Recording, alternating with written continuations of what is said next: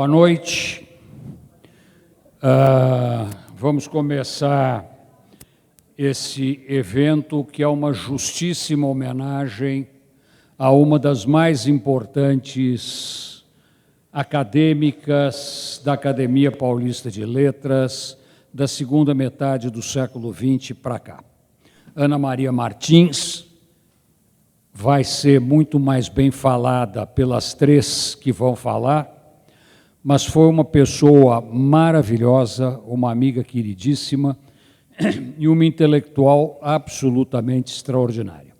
Das grandes contistas brasileiras, não fica devendo nada para Lígia Fagundes Telles, e nós aqui na academia, por uma questão de tietagem, dizíamos que a Lígia era a nossa musa. E a Ana Maria ouvia aquilo absolutamente serena, não tinha ciúmes nem inveja de intelectual, não tinha bobagem nenhuma. Ela estava aqui para carregar o piano. E ela fez isso a vida dela inteira como acadêmica. Tudo que a Academia Paulista de Letras precisava, a Ana Maria Martins estava à disposição com um sorriso lindo na boca e nos olhos. Ela ria com os olhos, ela tinha a capacidade de rir com os olhos, que é o riso mais bonito que tem. Então, já para ir para os finalmente, eu quero chamar as três que vão falar muito mais do que eu e muito melhor do que eu, Ana Luísa, Maria Adelaide e a Mariana Iannelli, que venham ao palco e que assumam o comando dessa solenidade.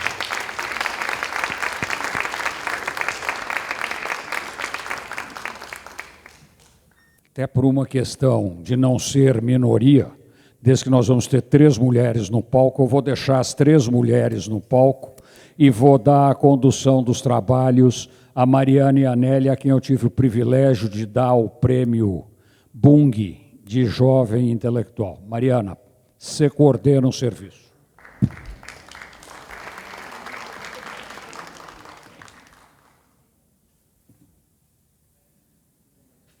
Primeiramente, obrigada, Antônio, obrigada a todos aqui presentes.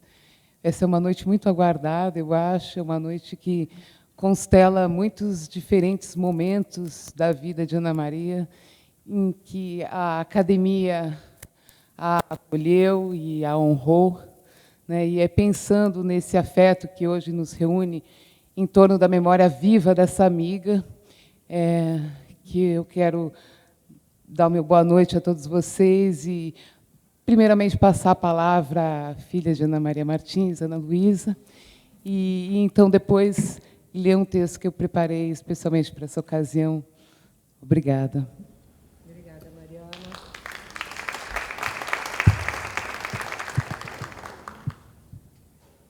Tá bom aqui? Tá, acho que sim. Bom, eu vou começar, então. Amabilíssimos amigos, como diria minha mãe, antes de mais nada, eu quero agradecer a todos os membros da academia, esse lugar que eu frequento há tantos anos, que foi como segunda casa para o meu pai e para minha mãe, em especial ao presidente Antônio Penteado Mendonça, o Nico, amigo de longa data da família, que eu conheço há tantos anos.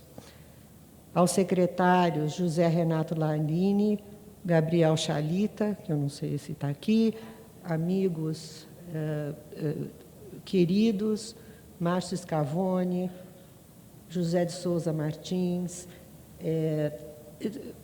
Também eu queria agradecer ao Mafra, que não pôde estar presente por motivo de força maior, mas que foi, junto com minha mãe, o fundador do Clube de Leitura da Academia Paulista de Letras.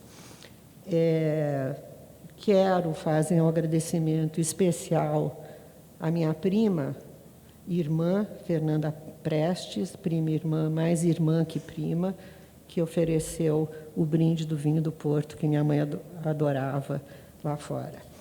E quero agradecer, claro, a todos que vieram hoje. Eu sei que não é fácil se locomover em São Paulo, e principalmente os que vieram de longe. Veio gente de Santos, gente do Rio de Janeiro, como os meus primos, Montenegro. Eu agradeço a presença de vocês.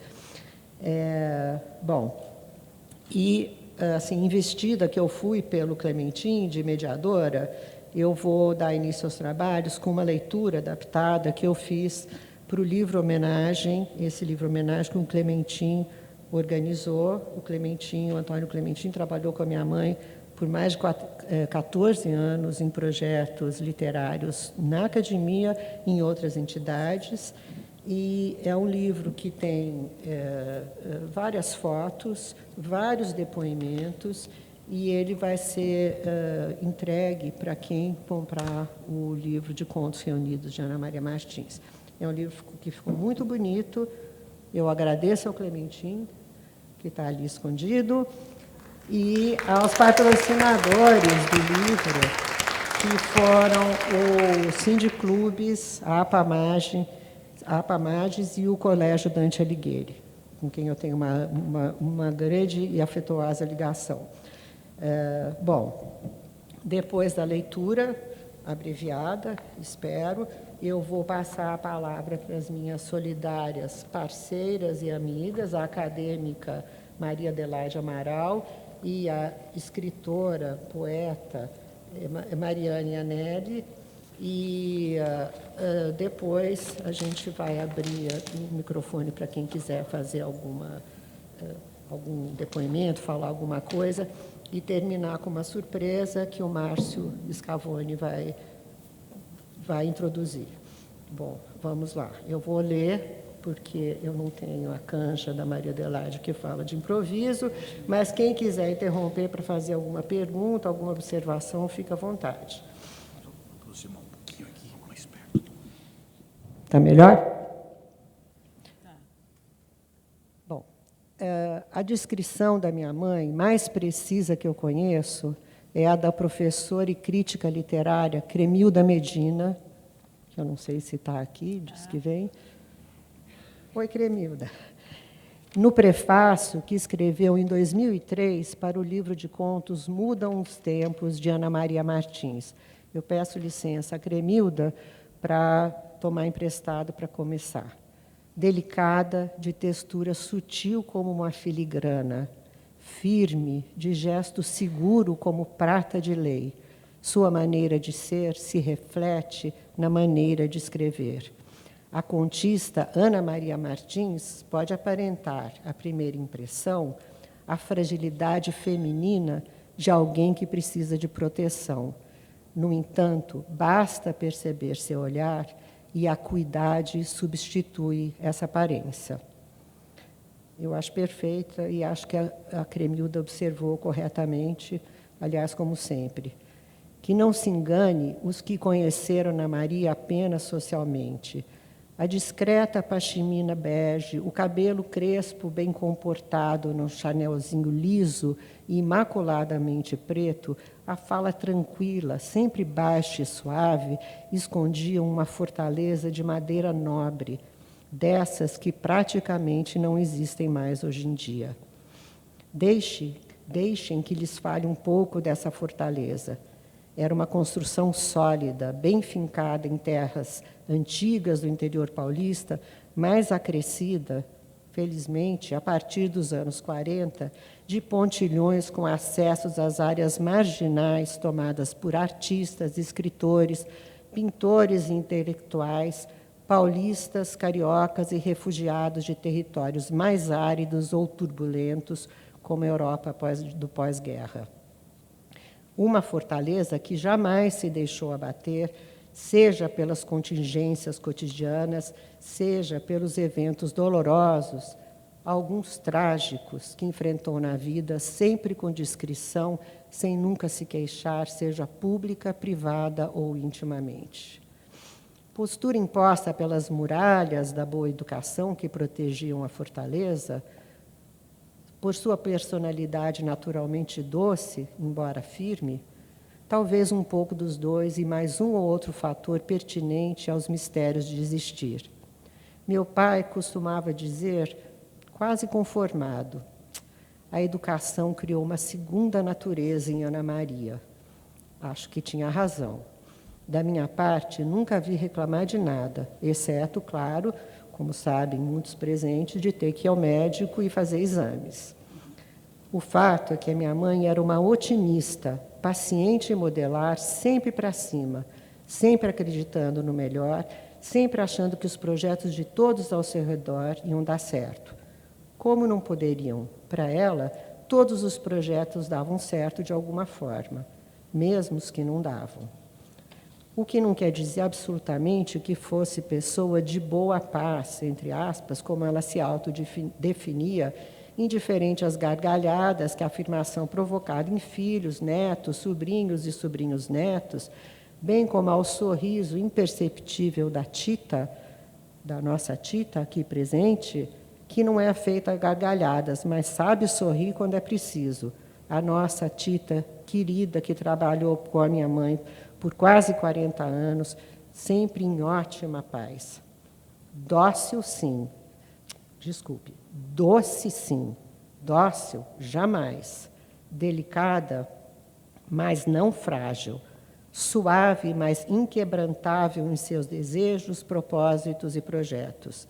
De uma persistência tranquila, às vezes exasperante, é preciso que se diga, e que eu, que não herdei a sua polidez, chamei muitas vezes de teimosia. Talvez a mesma teimosia que a fez cometer inadvertidas afrontas à sua época e ao seu habitat conservador.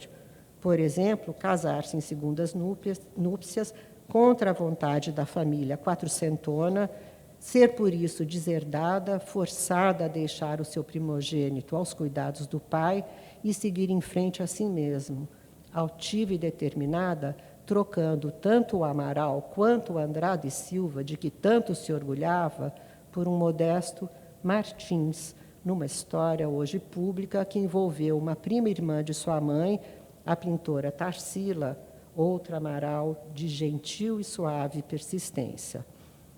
Por exemplo, a afronta de dar voz aos seus pensamentos, histórias, fantasias e assumir-se escritora. Não era pouca coisa, acreditem os mais jovens e relembrem os menos, assumir-se escritora nos anos 70, anos de chumbo da ditadura militar, anos ainda muito patriarcais no país.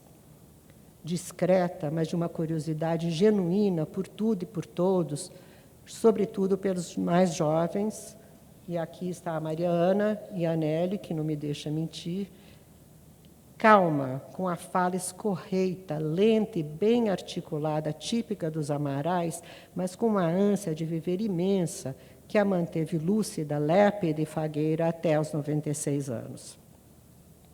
Um pouco lépida demais para os meus cuidados filiais. Deixem que eu lhes conte de quando a peguei, com 80 e lá vai fumaça, limpando uma velha bicicleta em nossa casa, em Indaiatuba. Indagada sobre o que fazia, respondeu casualmente que planejava dar uma voltinha de bicicleta até o parque. Discutimos, claro. Ela fechou a cara e me acusou de querer mandar nela. O jeito foi dizer que a bicicleta era minha e que eu não emprestava de jeito nenhum. Ela cerrou os dentes e olhou ao redor. E essa de quem é, Ana Luísa? Perguntou, apontando uma bicicletinha bem menor de uma das minhas filhas. Eu tive que rir.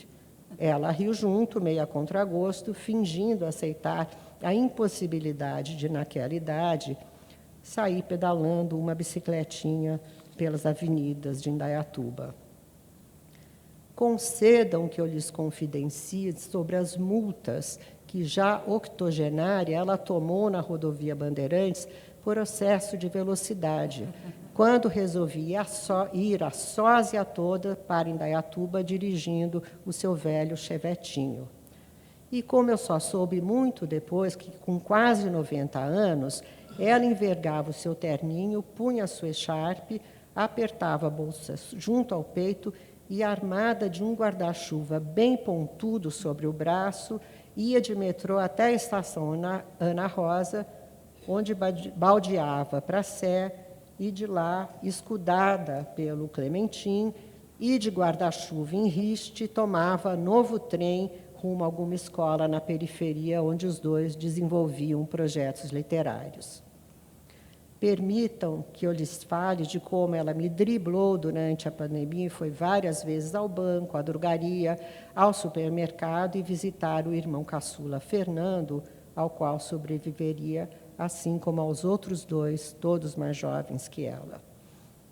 Pois é, um amigo meu, o Jaime Serva, que eu não sei se está aqui junto com o Caco, ele costuma dizer que a Covid fez um strike nos idosos, mesmo os que, como ela, não foram contaminados. Ana Maria, até então presença constante em lançamentos, palestras, encontros literários, vernissagens, concertos, exposições, eventos interessantíssimos ou chatérrimos, também sentiu o baque da pandemia. O Clementim comentou comigo recentemente, só recentemente, sobre a última vez que esteve com a minha mãe pessoalmente. Num bloco de carnaval, animadésimo, cheio de foliões mascarados e seminus nas proximidades da Praça da República. É bem verdade que eles estavam lá por acaso. Tinham ido a um encontro na Biblioteca Mário de Andrade, e enquanto a tertúlia literária acontecia, o bloco se concentrou bem ali, na frente do prédio da biblioteca. Apreensivo, o Clementim ajudou minha mãe a furar o bloco, porque fazia tempo bom, ela não tinha levado o guarda-chuva, e foram pegar um táxi de volta para casa. Ela não se abalou, mas o Clementim, sim. Preocupado, ligou várias vezes para o celular que a minha mãe raramente encontrava na bolsa até sabê-la a salvo em casa. Conhecendo-a, acho que adorou a experiência. Estou com 95 anos no meio de um bloco de carnaval no centro de São Paulo. Deve ter dito a si mesma, orgulhosa que era da sua independência e excelente forma. Talvez tenha sambado um pouco em pensamento. Ou, pensando melhor, deve ter sambado um pouco, de fato, no escurinho do terraço, no alto do Sumaré, de onde, por mais de 60 anos, observou a cidade, teceu sua vida e suas histórias. Ela partiria alguns meses depois, em dezembro daquele mesmo ano fatídico de 2020, ano da pandemia, após completar os 96 anos, que fez questão de comemorar em casa, cercada por entes queridos mascarados, dessa vez por causa da Covid, que se revezavam para lhe dar parabéns e, discretamente comovidos, dizer-lhe adeus.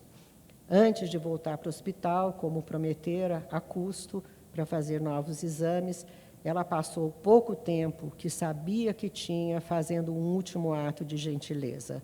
Ligou para parentes e amigos para se despedir, agradecer as amabilidades recebidas e dizer que tinha tido enorme prazer em conhecê-los. Ao notar que muitos, surpresos, ouviam em silêncio, sem saber o que dizer, eu insisti para que parasse com aquele negócio. Debalde, como diria Ana Maria. Sob a militância literária e a literatura da minha mãe, não vou me estender. Muitos, mais competentes do que eu, já o fizeram e farão ainda hoje. Eu gostaria apenas de registrar um pensamento. Se é verdade que existe uma literatura feminina, entre aspas, e aqui eu peço calma aos mais jovens, que não acreditam mais nesses rótulos e fazem muito bem, se isso é verdade, porque eu estou me referindo somente a uma literatura que é voltada para o interior das muralhas, isso que eu estou chamando de uma literatura feminina. Se isso é verdade, eu acho que é exemplo da grande e luminosa Lígia Fagundes Telles, amiga mais próxima da minha mãe nos seus últimos anos, a quem eu faço uma saudação aqui também nesse lugar.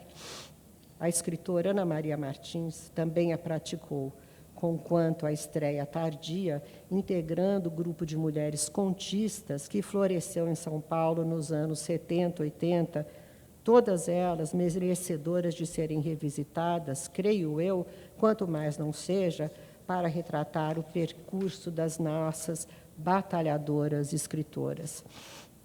E aqui eu queria fazer um pequeno parênteses para falar de uma coisa muito interessante que a gente encontrou na pesquisa para esse livro, que foram muitas fotos sobre esse grupo de escritores que circulavam em São Paulo nos anos 70, a partir dos anos 60, né, e que se encontravam em livrarias como a Capitu, saudosa Capitu, na Pinheiros, na Cultura do Conjunto Nacional, em jantares mensais que eles faziam todo mês, organizados pela Ruth Rocha e a Julieta de Godoy Ladeira, né?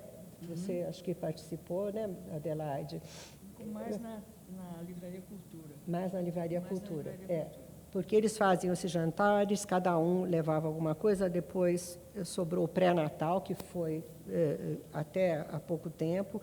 Tinha, eu vou citar só alguns nomes para vocês terem ideia, porque era a Julieta, o Osman Lins, marido da Julieta, a Lígia, o Ricardo Ramos, querido Ricardo Ramos, Sérgio Teres, que não pôde vir porque vinha, o Silvio Fiorani, o Fábio Hanna, Rony Walter Jatobá, Ana Clara Fabrino, eu até anotei, Ana Flora, Mirna Pinsky, Márcia Denze, Márcia, que também, a Edla Van Steen e outros ocasionais, como o Raduan Nasser, o Vladir Nader, o Domingos Peregrini e o Caio Fernando Abreu.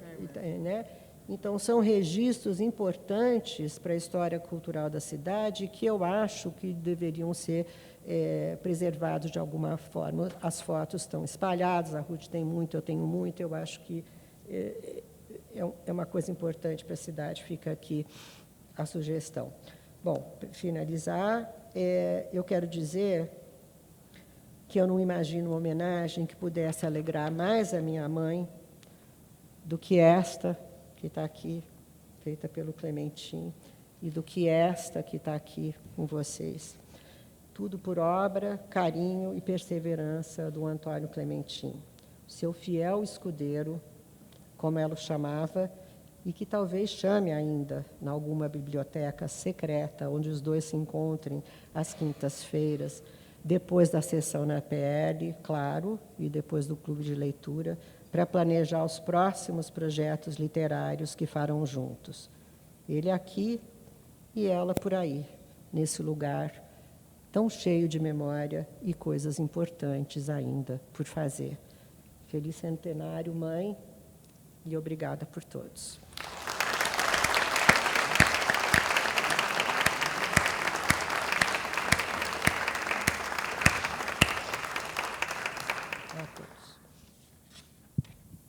Adelaide, Maria Adelaide. É impressionante que todos os depoimentos que tem nesse livro, e são muitos, e das pessoas mais variadas, todos eles coincidem, todos eles dizem a mesma coisa, falam da suavidade da sua mãe, falam da docilidade, da suavidade, da elegância, da educação. Doce, sim, dócil jamais. Não, dócil não era mesmo. Não era mesmo, porque alguém que teve a biografia dela, porque hoje em dia qualquer mulher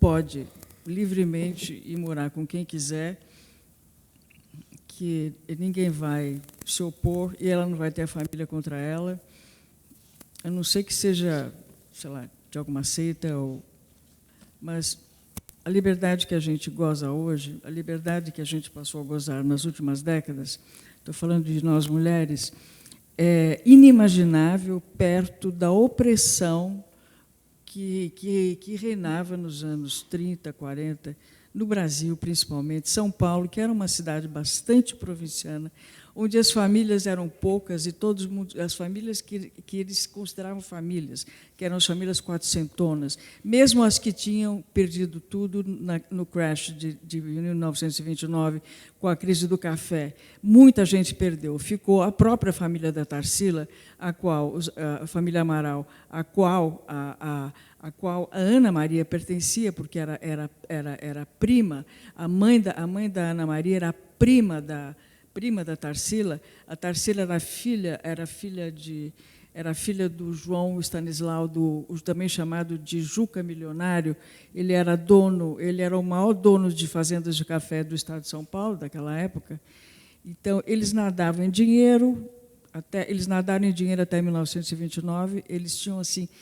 E, quando eu estava fazendo a pesquisa para fazer a peça Tarsila, em 2003, eu conheci pelo menos umas 4 fazendas, fora as outras que pertenciam à família, mas eram assim: aqui a Tarsila nasceu, aqui a Tarsila foi criada, aqui foi batizada, em suma. Era assim, eles eram donos de Campinas, em Indaiatuba, eles eram donos também de fazendas do sertão, e eles perderam tudo. Desde tu. E era assim, quer dizer, era uma gente que tinha preceptores franceses, eram pessoas que tinham apartamento em Paris, pessoas que viajavam, que ficavam 6 meses em Paris. E, mesmo depois de empobrecidos, no caso também da Tarsila, que era uma menina, que foi uma moça criada com toda a sofisticação do seu tempo e dentro daquilo que se considerava realmente a educação de uma moça. Evidentemente, ela, como também mais tarde Ana Maria, rompeu com esses padrões e rompeu assim, quer dizer, mesmo contra a vontade dela, num primeiro momento, porque o grande passo da Tarsila, eu vou citar muito a Tarsila, porque o destino da Tarsila e da Ana Maria estão intrinsecamente ligados, eles se cruzam e eles vão se unir, eles vão se encontrar definitivamente já na velhice da Tarsila. Por isso é muito importante eu reforçar aqui vou reforçar bastante sobre a Tarsila, sobre o tipo de educação que eles tinham. Então, a Tarsila foi abandonada, ela foi casada. Foi, evidentemente, aqueles casamentos. Você vai casar com seu primo, então casou com o primo, o André, e teve uma filha, a Dulce, e aí ele fugiu, ele deixou-a. Isso é pouco mencionado nas biografias, mas, na verdade, ele deixou-a pela cunhada, pela Lourdes. Ninguém fala isso, a gente sabe quando frequenta a família, e depois de muita intimidade as pessoas resolvem falar, Lourdes. Então, ela se viu jovem, abandonada, numa época que não havia separação, que isso era impensável, havia desquite, mas quem se desquitava naquela época? Quem se desquitava? Ninguém. E se desquitar, estava marcado para o resto da vida. Então, foi aí que ela foi para a Europa com a filha, e internou a filha num colégio francês em Barcelona e foi estudar pintura em Paris. Muito bem. Então, é aí que começa assim, o grande salto de Tarsila, porque, no primeiro momento, ela vai estudar com pintores figurativistas. E anularam o casamento, né? Ela não conseguiu anular o casamento, porque o casamento dela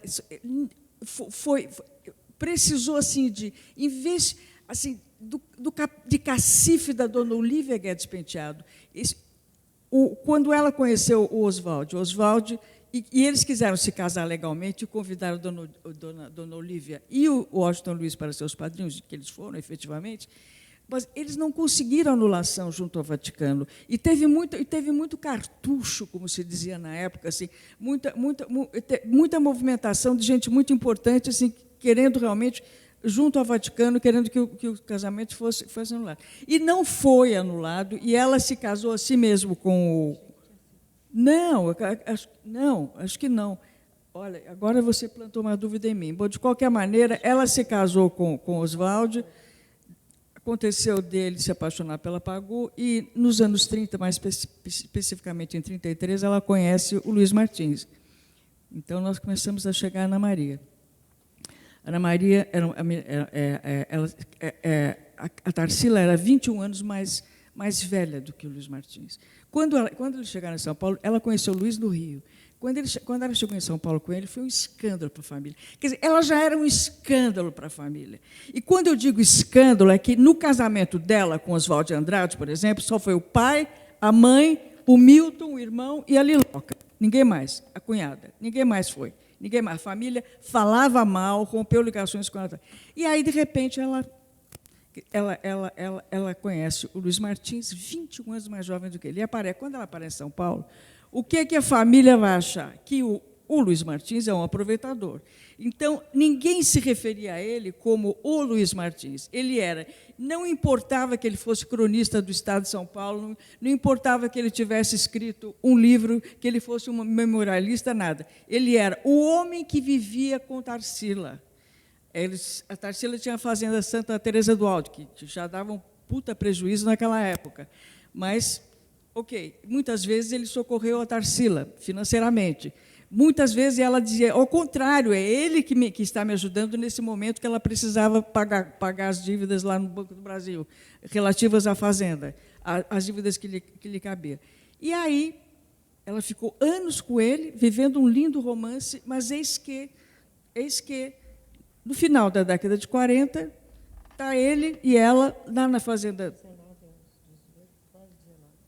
Então, estão os dois lá na fazenda de Santa Teresa do Alto, e aí passa Ana Maria com uma prima a cavalo, querendo saber onde era a fazenda Quilombo. E foi aí que o Luiz, muito gentilmente, se ofereceu para acompanhá-las até a fazenda Quilombo e tal. E aí nasceu tudo, e começou realmente um romance. Começou um romance ao qual Ana Maria resistiu, porque Ana Maria já estava viúva com o filho, ela morava em Santos com os pais.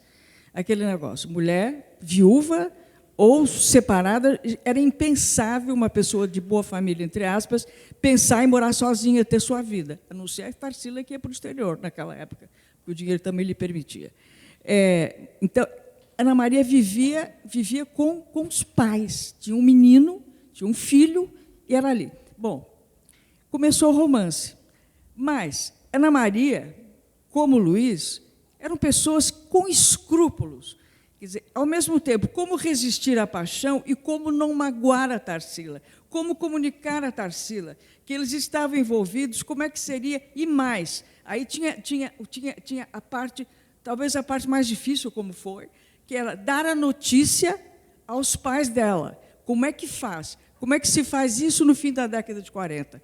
Como é que uma moça, pela época ela era jovem, tinha 20 e poucos anos, quase nada, assim, mais 20 e poucos anos, ela tinha 20 anos quando ficou viúva, vai dar notícia aos pais conservadores, aquela família que prezavam muito a opinião da família Amaral, que era um verdadeiro horror. Falava mal todo mundo, e todo mundo era pichado, e você tinha que ter uma reputação ilibada, e mesmo as pessoas de reputação ilibada, ninguém estava salvo da língua da família Amaral. Era foda. Ok? Tá. Muito bem. O grande problema, inicialmente, foi Tarsila. Como é que eles vão dar notícia? Enfim, deram. E aí começa uma história que está no livro que a Lalu publicou, com as cartas de Luiz Martins para Tarsila e para Ana Maria, eu tive a sorte, assim, tive uma sorte danada em 2003, quando eu fui procurar Ana Maria, porque eu escrevi a série Um Só Coração, e eu não pude colocar essa história na peça, porque uma peça tem uma hora e pouco de duração. Mas a minissérie, que ia ter 50 capítulos, eu podia incluir essa história. Então, eu podia transformar Ana Maria em personagem, eu podia transformar o Luiz Martins em personagem. Porque a história não estava contada. Exatamente, essa história não estava contada. Eu queria contar essa história, mas eu precisava, era a época da biografia autorizada, eu precisava da autorização da Ana Maria. Eu não tinha as cartas ainda, foi junto com você. Você tinha escrito. Exatamente. Isso. Da Tarsila e da minha mãe e do meu pai. E daí você foi E você, muito generosamente, o livro estava no prelo, e aí eu fiquei fascinada com aquela correspondência, porque aí, pela correspondência, você dá para aferir a paixão, o drama, o absurdo do preconceito, o absurdo da intolerância que havia em relação. Então, da dor da Tarsila, da elegância da Tarsila, que, pelas tantas, ela percebeu que ela tinha perdido o Luiz, e ela disse, mas eu quero continuar sua amiga, e eu quero que você continue meu amigo. E, a partir desse momento, ela se engaja junto à família, no sentido de dizer, vocês estão equivocados sobre o Luiz. O Luiz é uma ótima pessoa, é um ótimo caráter. Quer dizer, ao mesmo tempo que a Ana Maria era convencida pelos pais e pela família, olha, ele é um cafajeste, um ordinário, ele se aproveitou do dinheiro da Tarsila, que nem existia mais. Por outro lado, a Tarsila fala, não, ele é um homem de bom caráter, ele é uma pessoa ilibada, ele está apaixonado por você, pelo amor de Deus, acorda para a vida. E ela resistindo, e foi uma... Você percebe, e aí o Luiz começa a responder, ele escreve para ela, mas não obtém resposta, porque ela nem lê as cartas, ou se lê, rasga, ou alguém rasga para ela. E ele começa a se comunicar com ela, eu acho que com o Brasil, através das crônicas no Estado de São Paulo. Então, quando você lê as crônicas no Estado de São Paulo, é um homem despedaçado, é um homem apaixonado e que tem urgência em realizar essa paixão enquanto ela está ali presa. Ok, eu sei que um filho pesa a beça, imagina naquela época, então. Mas, assim, com aquela mãe, com aquele pai esmagando, a gente vai... E, efetivamente, foi o que aconteceu. Quer dizer, ela hesita, ela quase vai, ela promete que vai fugir com ele, mas acaba não fugindo. E é até bonita essa história, porque quando ele está totalmente... Injustiçado. Não só injustiçado, mas é claro que ele está... Revoltado, inconformado. E quando ele realmente já desistiu dela, desistiu não, que ele nunca desistiu, mas ele está assim, bom, ela bate à porta dele, na casa da Vitorino, no apartamento da Vitorino Camilo, ela bate à porta e diz, eu vim para ficar, e ficou. Essa história, gente, em 1952, é fenomenal. É uma história de uma coragem, de uma paixão, porque ela nem sabia o que esperava. Bom, a medida mais imediata que a família tomou foi deserdá-la. Quando a Ana Luísa nasceu, que ela é fruto dessa paixão, quando a Ana Luísa nasceu, eles ignoraram o nascimento. Depois você conta o que foi que aconteceu, mas, na verdade, a intolerância da família prevaleceu durante alguns anos depois disso.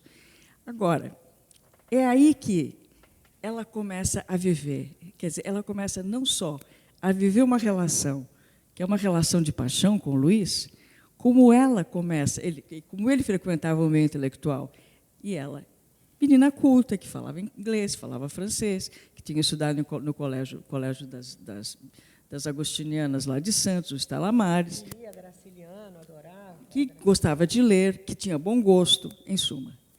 Ela foi frequentando os meios literários de São Paulo, e aquilo era tudo muito pequeno, né? Era um grupo de pessoas. A avó do Márcio fazia parte, Maria de Lourdes Teixeira, que se tornou amiga dela, e ela se tornou, então, surpreendentemente, se revelou, além de excelente tradutora que ela era, de repente ela explode como uma contista excepcional, que é em Katmandu.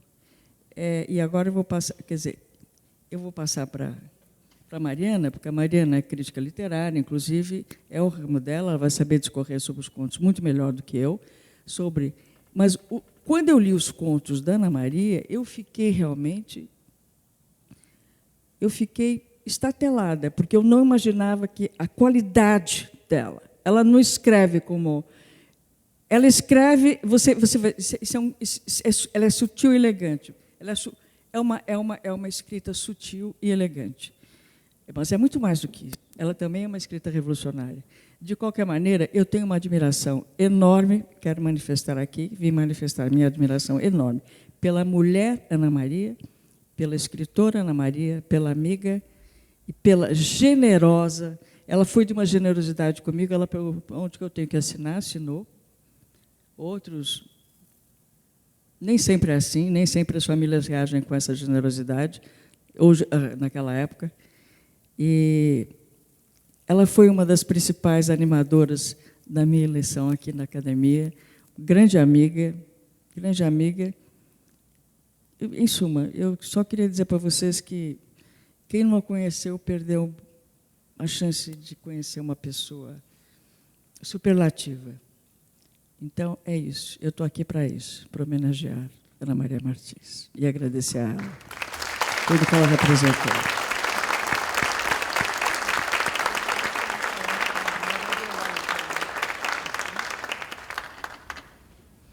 Ao modo de Ana Maria Martins, eu quero pedir licença aos senhores e senhoras para ler um texto que eu escrevi pensando nessa noite de afeto compartilhado e de memória compartilhada. E já preveni-los que há aqui no texto a palavra docilidade, sim, mas dentro de um contexto poético, da citação de um poema de Henriqueta Lisboa, que eu acho que tem ali, diz algo sobre Ana Maria, que não ligado à doçura, mas à docilidade enquanto astúcia. Então, com a vossa licença, senhoras e senhores, membros desta casa, amigos, colegas, familiares, companheiros de vida e de trabalho de Ana Maria Martins, eu venho aqui sem poupar o coração para falar do que nos reúne excepcionalmente esta noite, nesta casa que Ana Maria tanto estimava. Uma homenagem cordial na acepção primeira do termo, uma homenagem amorosa, emocionada, sincera e não protocolar. Ana Maria e sua memória têm este dom raro e valoroso de reunir pessoas de gerações e circuitos de intelectuais, artistas e escritores bem diferentes, o que nos leva a ver de perto quão generosa era sua dedicação aos outros nos pequenos gestos que tecem as grandes relações ao longo do tempo, os diálogos verdadeiros, as palavras de vivo calor humano. Yolanda, minha filha, hoje com 8 anos, foi, desde que nasceu até os seus 4 anos de idade, a mais nova amiga de Ana Maria em nossa família, continuando uma amizade de 4 gerações que começou com os meus avós, Arcângelo e Idirce. Esse exercício das afinidades e dos afetos, que em Ana Maria era mais que gentileza, era autêntico prazer de estar junto. Essa vocação convivial, por assim dizer, estende-se do pessoal ao literário e se multiplica em seus projetos e suas ações de incentivo à leitura, como o projeto Escritor na Escola, em 2007, o Clube de Leitura desta casa, fundado juntamente com Mafra Carbonieri, em 2013, ou o Prêmio Nacional de Literatura dos Clubes, em 2016. Eu lembro que Ana Maria chegou a idealizar uma feira do livro em São Paulo, com mesas e tendas que se espalhariam pelo Largo do Aroche, debates e lançamentos de livros, e isso anos antes de surgir a primeira feira do livro que agora conhecemos na Praça Charles Miller, no Pacaembu. Entre os projetos sonhados e aqueles levados à prática e inscritos na história de uma mesma incansável dedicação, Ana Maria foi tecendo sua rica trama de relações dentro e em torno da palavra, abrindo a todos os públicos, sempre que possível, a casa da literatura, tornando-a de fato o que deveria sempre ser, um bem coletivo, com a virtude de repercussões transformadoras. Mas nossa amiga trabalhava e agia sem alardes nem vaidades, numa constância que não se afinava apenas com o que é gentil em sua descrição, senão também uma constância que é fortaleza sob uma aparência suave, fortaleza poderosa o bastante para não se amofinar com os empecilhos no caminho ou se deixar convencer por razões desencorajadoras. Os rebeldes de árbitros destroem os ídolos, os dóceis, na dúvida, valorizam as órbitas, diz um poema de Henriqueta Lisboa.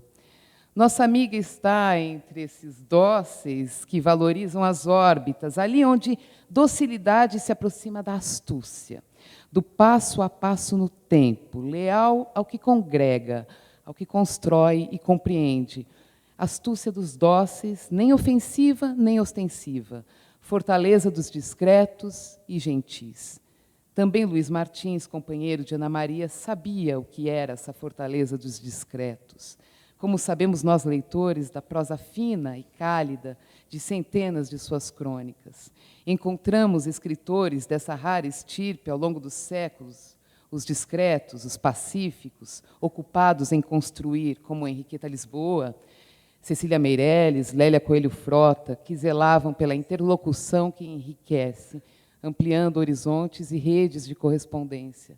Lembrar a fortaleza da constância e da discrição de Ana Maria, lembrar sua sincera abertura ao diálogo e às parcerias, é nos darmos conta, não só do quanto ela nos deu como amiga e escritora, mas da possibilidade real de um convívio construtivo, mesmo em épocas de violências e intolerâncias, dissociação e ódio coletivo, como a que temos atravessado em tempos recentes.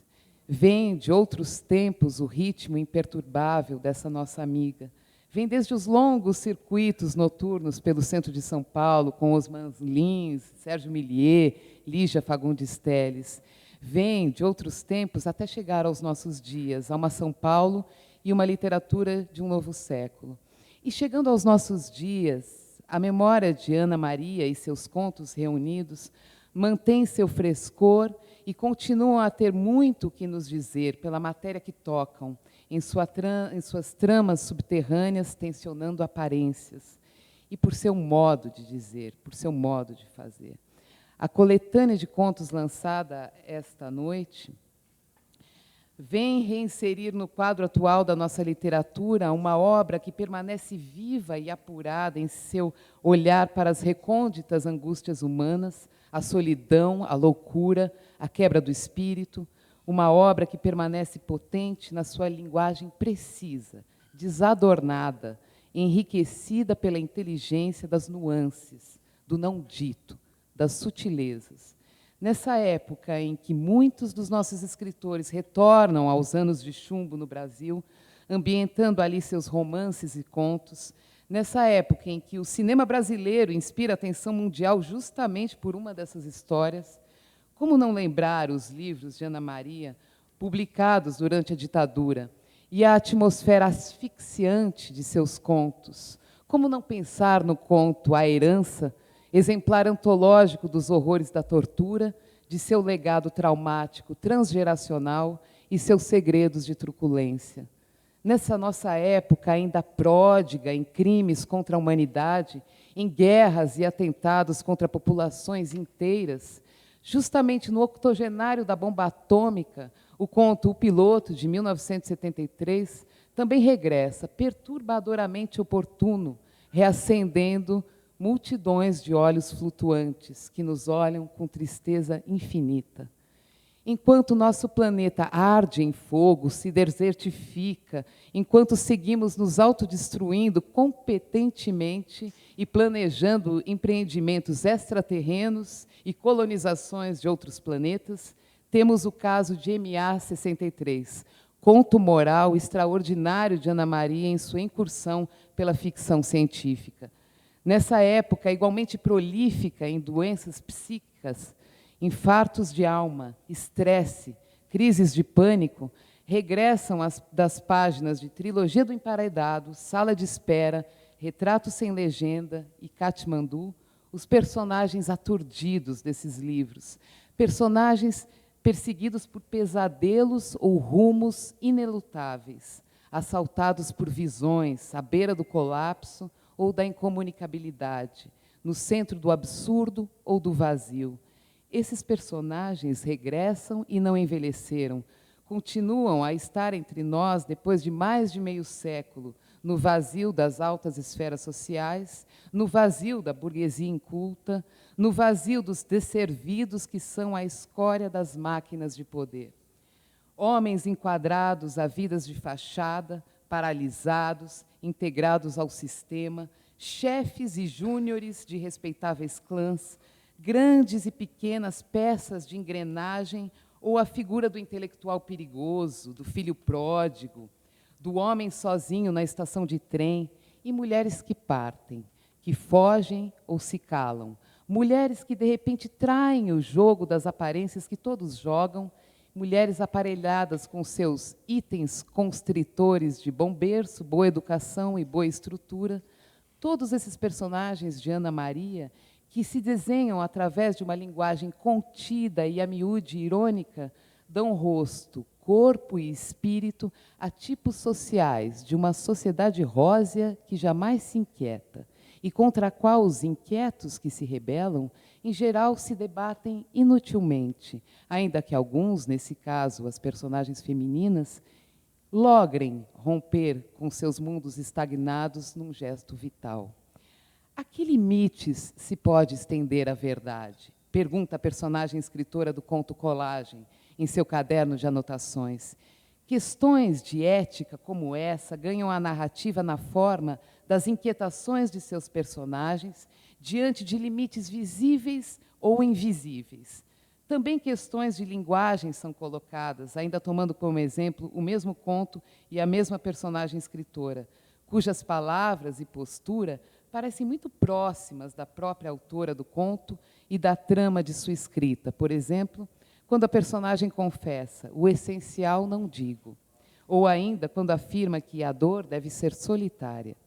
Pois também na contística de Ana Maria, as coisas não ditas são um dado importante, tonificam tensões, os dramas não explodem, as emoções sutilmente trabalhadas em linguagem contida têm o poder de nos comover de verdade. Penso num paralelo curiosamente pertinente com a admirável atuação de Fernanda Torres interpretando Eunice Paiva no cinema. Penso no efeito contundente dessa personagem que não chora, não escancara sua dor, não grita seu drama. Efeito semelhante nos provocam muitos dos personagens e muitas das histórias de Ana Maria, que compõem situações de alta carga dramática a partir da secreta oficina da sutileza e da sobriedade. Além desse tratamento sóbrio, em correspondência com a interioridade de angústias que não eclodem, vale destacar com que desenvoltura a nossa escritora assume diferentes vozes, explorando diferentes perspectivas e subjetividades, e como, com igual desenvoltura, interpõe no fluxo da narrativa passado e presente a nos dar a dimensão também surdamente comovedora do passado no presente, um tempo entranhado em outro. Podemos ousar uma semelhante comunicação entre tempos sob uma perspectiva histórico-literária e trazer para cá o tempo dos bailes da corte com suas contradanças, dos tílbures e das caleças com seus cavalos de fogo, tempo das mucamas abrindo as folhas das janelas dos quartos das fazendas, tempo dos recitais em torno do piano, dos binóculos correndo à ordem dos camarotes do teatro. Podemos voltar a esse tempo e lembrar o que dizia José de Alencar a propósito do jogo social de aparências e interesses de sua época. Certas vidas não se pertencem, mas à sociedade onde existem. E então, se formos aos contos de Ana Maria, os abutres, o rictus, fachada ou jantar em fazenda, entraremos naquela dimensão de tempos entranhados. Podemos ainda lembrar as personagens femininas de José de Alencar camufladas em aticismo e teatros de seda e cambraia, riscando com um sorriso ou uma palavra irônica a superfície do grande palco social em que o escritor reconheceu a vigência da hipocrisia. E então, transportados ao nosso século e aos contos de Ana Maria Martins, encontraremos personagens femininas a afrontar as aparências com astúcia e ironia. A personagem Lili, do conto Amarílis, por exemplo, jogando um jogo de simulações desagradável, mas necessário, está sempre em guarda para não ser descoberta em sua força sob o disfarce de uma mulher inculta e frágil. Agora, viajando no tempo por uma perspectiva autobiográfica, Ana Maria, por ela mesma, revê sua juventude em Santos, ela, ginasiana do Stella Maris, fluente em francês, leitora de Corneille, Racine, Molière, une jeune fille bien rangée, bien sûr, mas com olhos já voltados para a faculdade, o estudo das línguas e da literatura. Eram os anos de guerra e as moças dessa época ainda faziam curso de bordado e boas maneiras. Ah, se as feministas nos vissem, escreve Ana Maria, precisávamos mesmo era de um bom tranco. E então, se observarmos as personagens femininas de seus contos, notaremos que estão entre elas as que destoam do esperado por uma sociedade rósea. São elas as que partem, que se questionam e confrontam velhas estruturas. Nessa galeria se encontram as personagens escritoras, como a do conto Fundo de Gaveta, que diz: para ser escritora é preciso sujar as mãos. Enfiei as minhas até o fundo, desde o começo. Revolvi miasmas e detritos. Esse despudor de revolver o caldo escuro da matéria humana, que também acompanhou Ana Maria em sua vida de contista, vem de uma liberdade inegociável e de uma bravura indiscutível. Que seu livro de contos, lançado esta noite, seja aberto, lido e redescoberto por jovens leitores, pesquisadores, autores de hoje, e isso promova novos olhares e debates no contexto da literatura brasileira contemporânea, continuando a relação que Ana Maria cultivou até o fim da vida com as novas gerações de leitores e escritores. Lembro que trabalhamos juntas no júri do Prêmio São Paulo de Literatura, ainda em 2019. Mafra Carbonieri também compunha o júri daquela edição do prêmio, e ali víamos nossa amiga, aos 95 anos, muito ativa, bem disposta, efetivamente presente e atenta à produção contemporânea. A mesma abertura e disposição encontrei em Ana Maria quando a conheci, no começo dos anos 2000, no lançamento do seu livro Mudam os Tempos, no qual estive presente juntamente com meu avô. Começava aí uma amizade em que a diferença de mais de meio século entre nossas idades nunca pesou nem significou obstáculo. Conversávamos sem formalidades sobre nossas leituras e sobre a vida com a confiança de uma afinidade de alma. Pena que não me lembro se a vi na primeira vez que estive nesta casa, numa visita dos alunos do Colégio Dante Alighieri. Era o ano de 1996 e Ana Maria já fazia parte da academia há 4 anos. De quem me lembro de maneira especial é do poeta Benedicto Ferri de Barros, que na ocasião distribuiu e autografou para os alunos do Dante os exemplares do seu livro Rapisódia de Ouro Preto e Outros Poemas, livro que tenho em minha biblioteca até hoje e cujas variações de fuga me fascinam desde que as li aos 16 anos. Visitei outras vezes esta casa, graças ao convite e incentivo de Ana Maria, e assim pude conhecer pessoalmente e ouvir de perto Lígia Fagundes Telles, Paulo Bonfim, Mário Chamy, Antônio Penteado Mendonça, Renato Nalini, e mais recentemente, em nossas conversas por telefone, Ana Maria costumava me trazer notícias dos livros discutidos nos encontros do Clube de Leitura da Academia. E eu, se venho aqui hoje com todo o meu coração, é porque, novamente, essa minha amiga me chama e me transmite o calor de sua proximidade da pessoa de sua filha, Ana Luísa. Sabemos que a Academia era para Ana Maria como uma segunda casa, casa dos seus companheiros de estrada literária, casa dos seus projetos de incentivo à leitura, de seus lançamentos de livro, e, finalmente, a casa que a honrou em seu descanso, recebendo-a na cerimônia de sua despedida. Também sabemos que são as pessoas que fazem a alma dos espaços, e lembrar da minha amiga tão ligada a esse espaço é o que o torna especialmente acolhedor esta noite. Obrigada.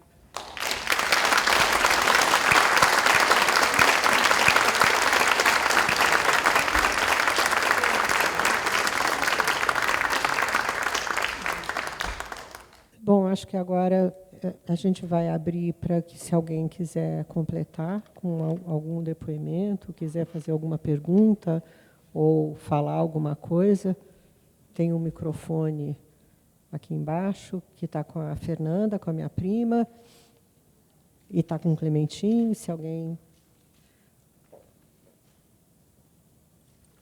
Joaquim Botelho, com muita honra. Um breve depoimento do Mafra Carbonieri.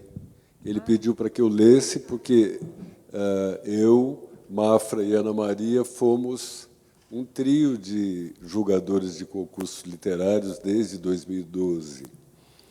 A mensagem dele é a seguinte: contos reunidos. Em condições normais, seria um absurdo para mim não comparecer presencialmente a um evento em que se homenageasse a escritora Ana Maria Martins, em condições normais. Mas a saúde impõe as suas próprias condições, exigências, precauções, abrindo o leque de seus impedimentos. Ainda bem que existe a palavra escrita e ela existe também para romper os impedimentos. A morte de Ana Maria não foi e jamais será a morte de nossa amizade, de 12 anos de convívio no clube de leitura da PL, nas sessões da academia e nos concursos literários de que participamos como julgadores. Nunca enfrentamos atritos ou controvérsias estéreis. Ana Maria era direta e refinada demais para que isso acontecesse. Ana era o seu conto, uma prosa ágil, segura, surpreendente, sóbria e muitas vezes irônica. A memória preserva e encanta todos os momentos em que trabalhamos juntos, comentando livros ou simplesmente sentindo o aroma do café. Hoje não estou aqui, mas tenho um encontro marcado com os contos reunidos de Ana Maria Martins. Mafra Carbonieri.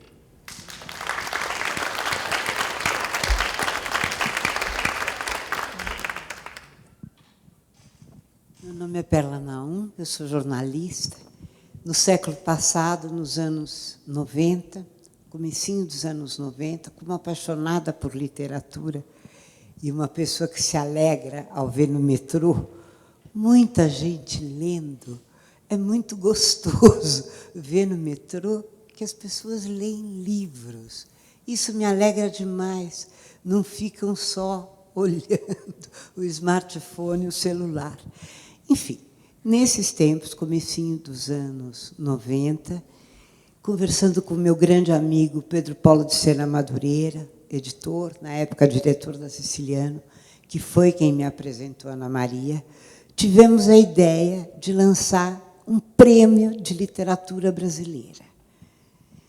O lançamento foi uma delícia, foi numa casa elegante nos Jardins. A primeira edição foi um sucesso absurdo.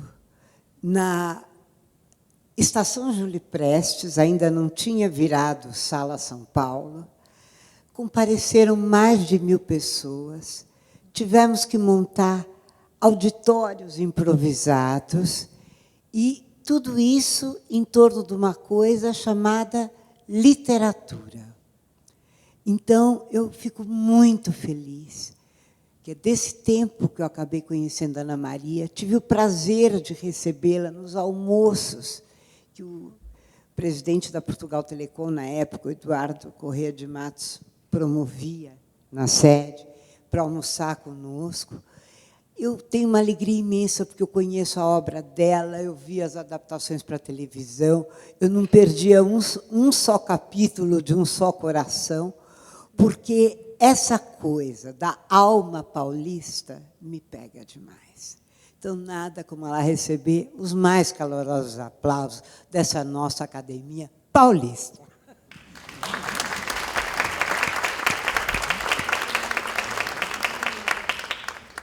Boa noite, pessoal. Eu sou Ricardo Ramos Filho e eu não poderia estar aqui hoje sem dizer alguma coisa sobre Ana Maria.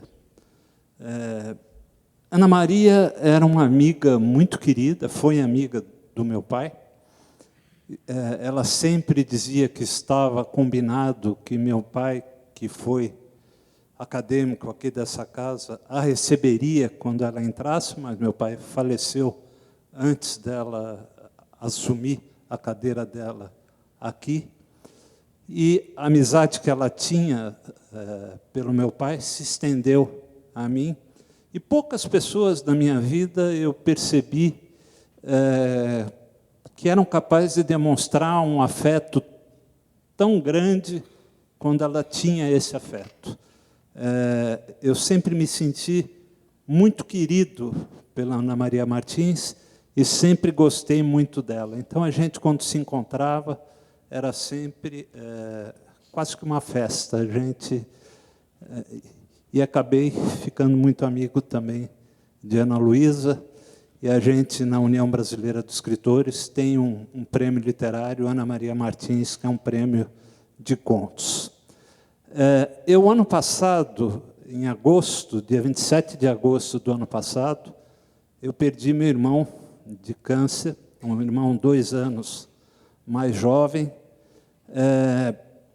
e essa perda ainda me dói, é um luto muito grande você perder um irmão. E eu tatuei no braço um verso do Drummond. Drummond dizia que a ausência não é falta. Dizia que a ausência é um estar em mim. E eu tenho no braço tatuado, muito pelo meu irmão, a ausência é um estar em mim. E eu agora, vendo Ana Maria Martins, nessa foto tão bonita, eu pensei isso também, né? A ausência da Ana Maria está em mim, é um estar em mim. Um beijo, minha amiga.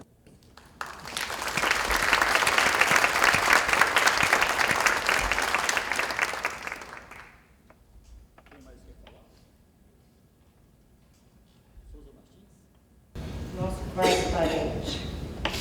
Né? Essa grande família mundial, né? Martins. Eu vou falar sentado, que minha bengala não consegue se aguentar sozinha.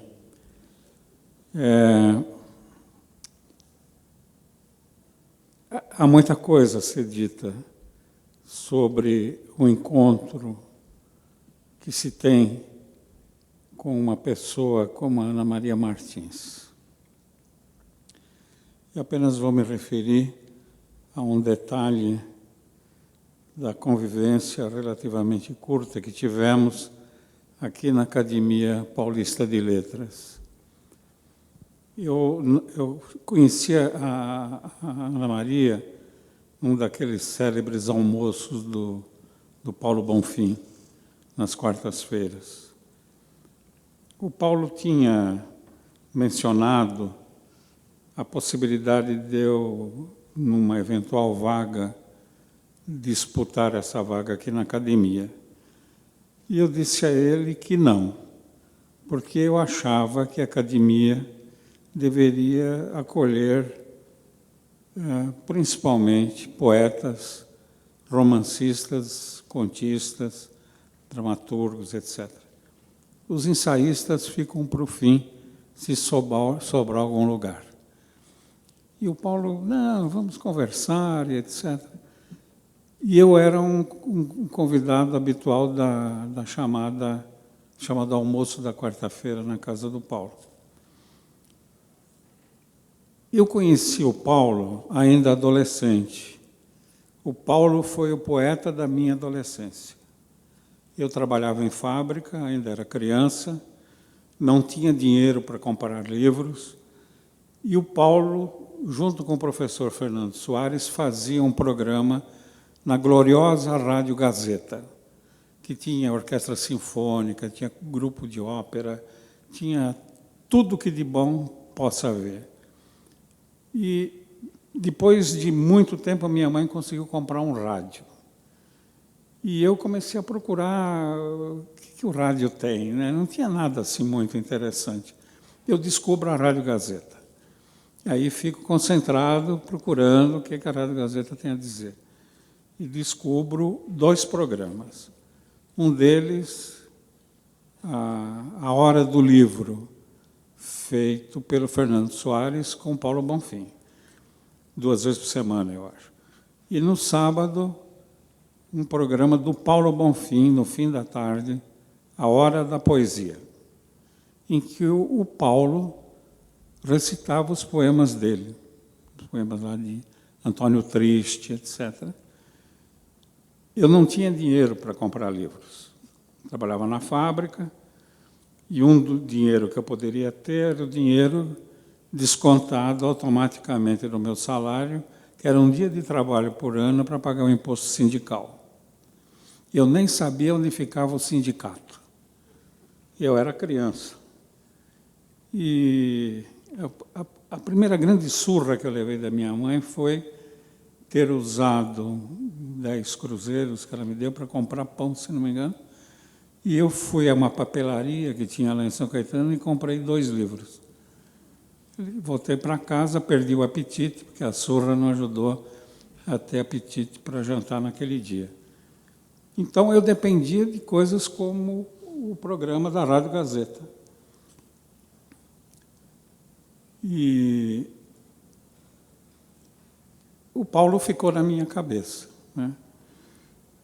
Anos depois, eu já era adulto, já estava na universidade, o José Sebastião Vitter, que era amigo do Paulo, convidou o Paulo para inaugurar e batizar uma sala no Museu do Ipiranga, que foi Sala Paulo Bonfim, Sala do Escritor.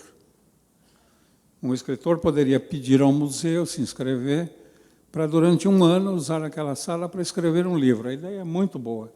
O problema é que, para chegar nessa sala, tinha que subir ao telhado do museu, caminhar pelo telhado do museu, se equilibrar pelo telhado, para sair numa das torres e chegar lá.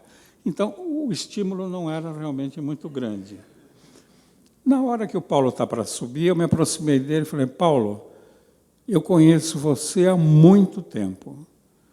Você é o livro vivo que eu folheio desde a minha adolescência. Aí contei a história para ele, a importância que teve aqueles programas que tiveram, aqueles programas culturais da Rádio Gazeta. Eu falei: vamos combinar de almoçar junto. Pegou meu telefone, de fato, um dia ele me chamou e veio com essa história de eu eventualmente ingressar na academia. Eu disse não e fiquei assim muito relutante em relação a isso.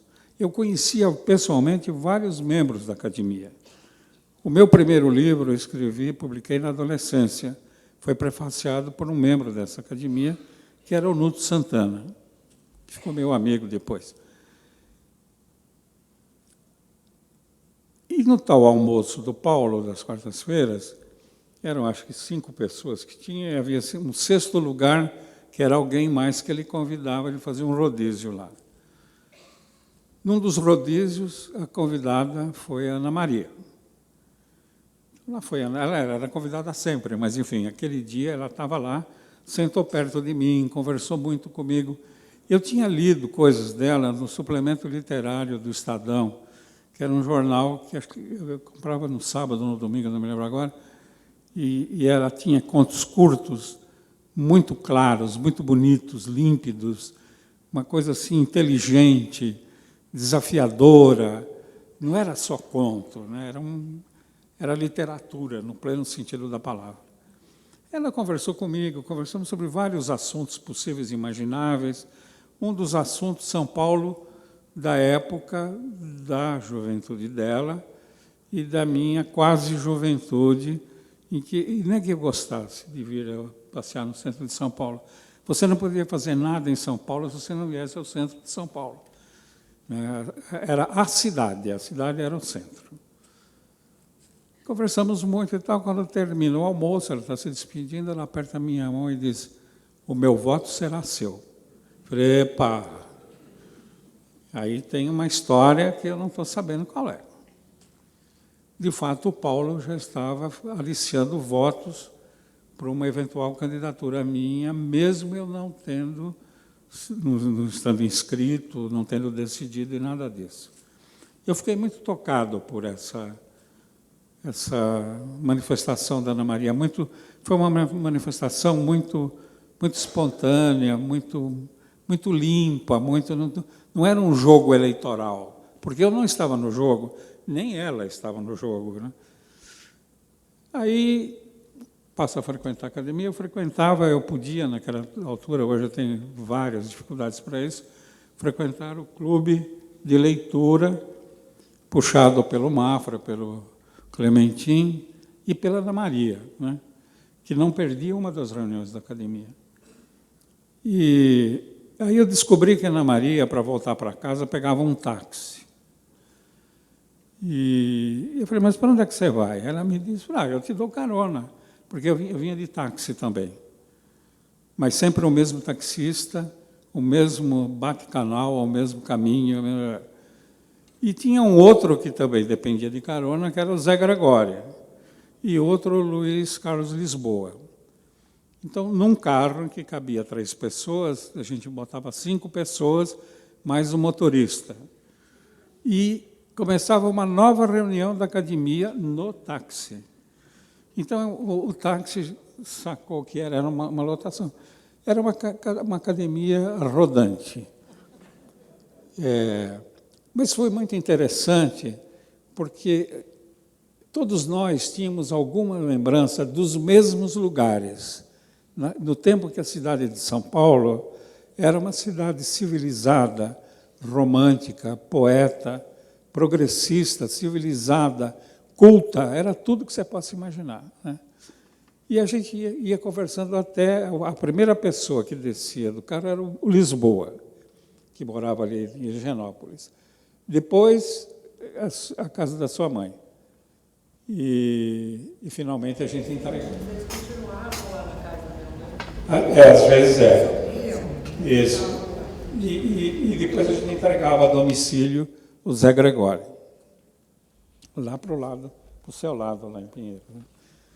Mas, enfim, a reunião do carro era muito interessante, porque a nossa memória mostrava que, apesar de toda a separação que uma grande cidade promove na vida dos seus habitantes, nós estávamos juntos, a gente não sabia disso. Provavelmente nós muitas vezes nos encontramos na Galeria Metrópole, em outros lugares no centro, etc., sem saber quem era o outro, né? E a gente acaba, um dia, batendo na mesma porta e entrando na mesma casa. Então, eu lembro com muita saudade disso. A Ana Maria faz uma falta enorme na minha vida. Ela é assunto das minhas conversas com a Heloísa, que sabe tudo sobre... A Heloísa também esteve na casa da Ana Maria, conversando, fomos tomar café lá, enfim. Uma pessoa que não estava no meu circuito imediato de circulação no subúrbio, porque eu sou do subúrbio, da fábrica, etc., de repente se mostra tão próxima, tão presente no meu mundo, e eu, de certo modo, no mundo dela, que eu falei, eu não sou mais um estranho. Foi a minha grande descoberta no meu relacionamento maravilhoso com a Ana Maria. Obrigado.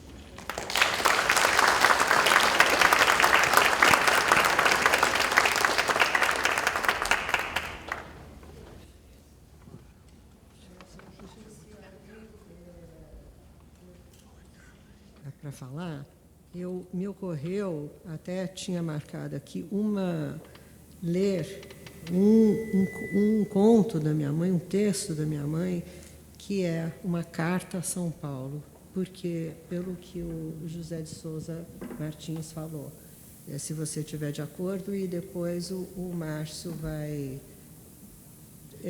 fazer a homenagem dele, se todos estiverem de acordo, e se não tiver mais ninguém para falar. Ou tem? Esse conto, porque, em geral, a gente lê aquele Júri Familiar, que é um conto super curto, bem forte, mas eu queria mudar, esse talvez seja um pouquinho mais longo, mas não é tão longo. É Carta a São Paulo. As amargas, não. Álvaro Moreira, autor dessas memórias, que me desculpe, mas como deixá-las de lado, se aí estão ante nossos olhos vísceras à mostra no cotidiano paulistano. Volto do Teatro Municipal, 11 da noite, e tropeço nelas. São presença amarga em corpos envoltos em esfiapadas cobertas estiradas na calçada do Marconi. Da livraria Marconi, né? Desvio o olhar para a livraria Teixeira. sobreponho imagens. Mergulho na memória da trama urbana, puxo fios e os flashes que iluminavam o estante trazem outros rostos, gestos, palavras. Entra na Teixeira José Geraldo Vieira. Lança Brasília, paralelo 16. Cumprimentando o autor, abraço Julieta de Godoy Ladeira, Osman Lins, Lígia Fagundes Telles, os mais próximos, e ali ficamos em papos literários ou não. Chegam Sérgio Millet, Luiz Martins e Aldemir Martins.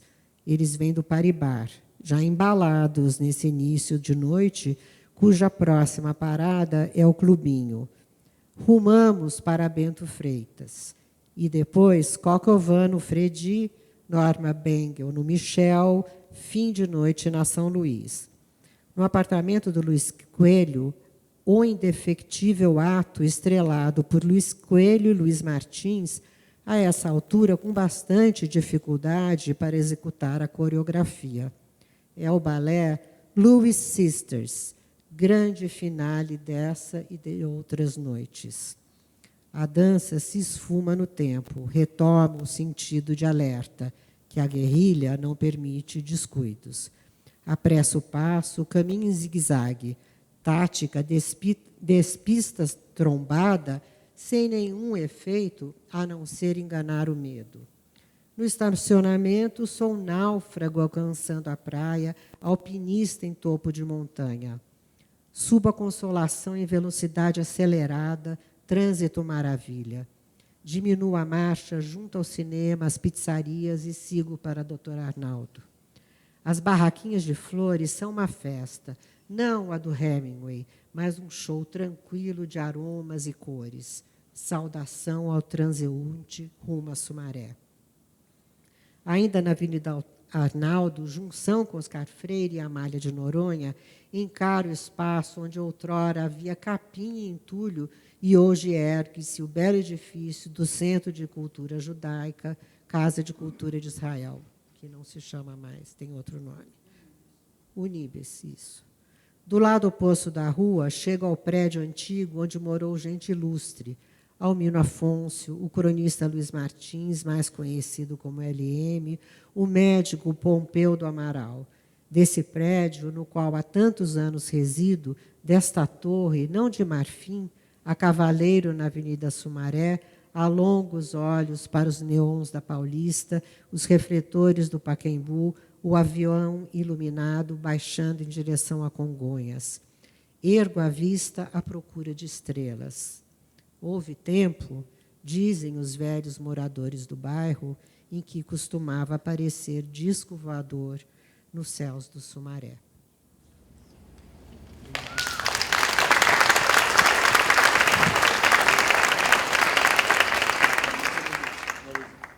Alô, boa noite, eu sou Antônio Clementin. Eu acho que eu já falei no livro, né, dei um longo depoimento, e todo mundo já falou lá, né, mas eu acho que deveria dar uma palavra aqui. A Ana Maria, ela era impressionante, a vontade de ajudar as pessoas a se aproximarem do universo da literatura, todo esse trabalho é isso, né, ela queria que as pessoas se tocassem para a importância da leitura, de ter o acesso às melhores fontes, né. A gente ia em Jundiaí, em Santo André, ia nos clubes paulistas. Hoje tem cerca de 30 clubes de leitura funcionando nos clubes paulistas e pelo menos umas 500 pessoas leem mensalmente um livro por mês, resultado desse trabalho.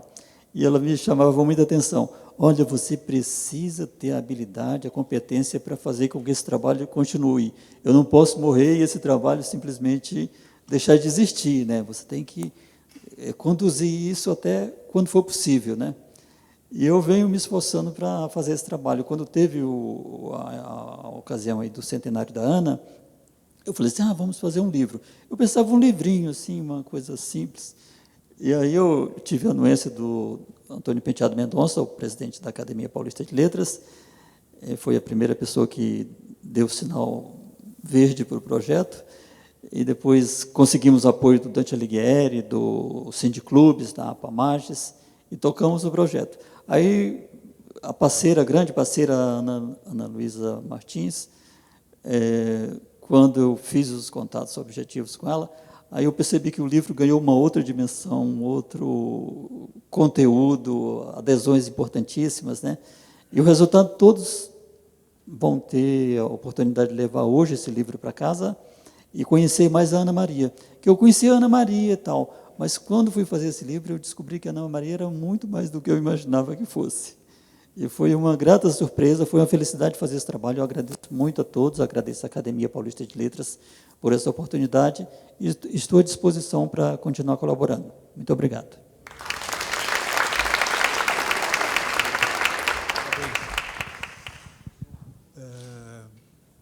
Obrigado, Mariana, Ana Luísa, onde é que você está? E Maria Adelaide por essa emoção aqui, que foi incrível. Esse vídeo que eu vou mostrar nasceu numa homenagem à minha avó, Maria de Lourdes Teixeira, que, para quem não sabe, foi a primeira mulher eleita numa Academia de Letras do Brasil. E, segundo a sua mãe, Ana Luísa, foi a melhor amiga dela, uma das. Então, esse vídeo é sobre amizade. Comecei fazendo esse vídeo porque era uma homenagem à minha avó. Aliás, o meu pai faz 100 anos esse ano também, e em julho, provavelmente, nós vamos fazer homenagem a ele. Eu sou terceira geração nessa casa, é um privilégio incrível. Eu sou ovelha negra, eu sou fotógrafo. Eu tive o privilégio de conhecer todos eles, né? O Paulo, que também foi o meu cabo eleitoral, e a Ana Maria, e o Naline, que saiu daqui agora. Então, nesse vídeo que foi montado para a Ana Maria, eu peguei um trecho que ela está lendo o último parágrafo do livro de memórias da minha avó, que se chama Carruagem Alada. E é muito emocionante a leitura que ela faz, e umas fotos que eu fiz por aí dela. Enfim, então vou mostrar o filme, é isso. E a minha linguagem é a imagem.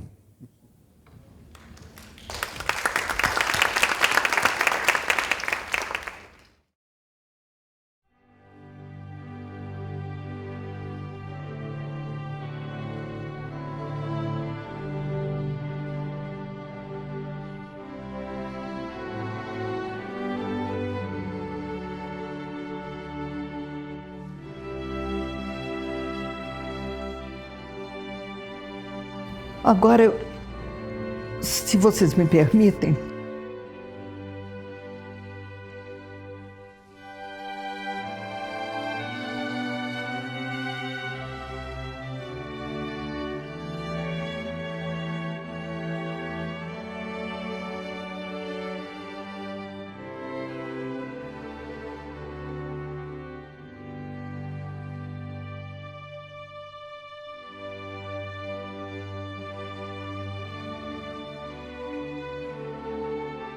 a minha área é especificamente a literatura.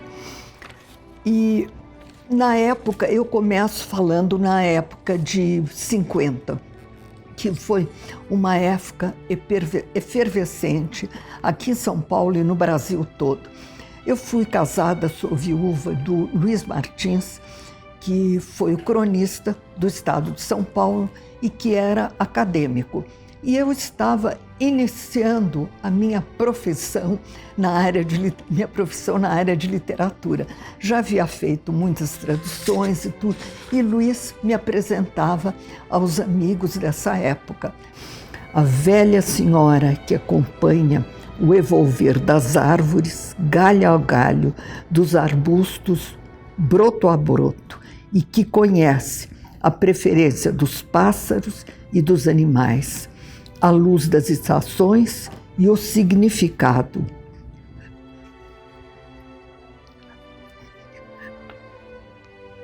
das nuvens e dos ventos, pertinente apenas o absoluto da literatura, esperança de juventude, amparo da mocidade, voo da maturidade e consolo ante o amplexo da morte, de contas feitas com a vida, serena, à espera da noite irrevogável. Desculpe.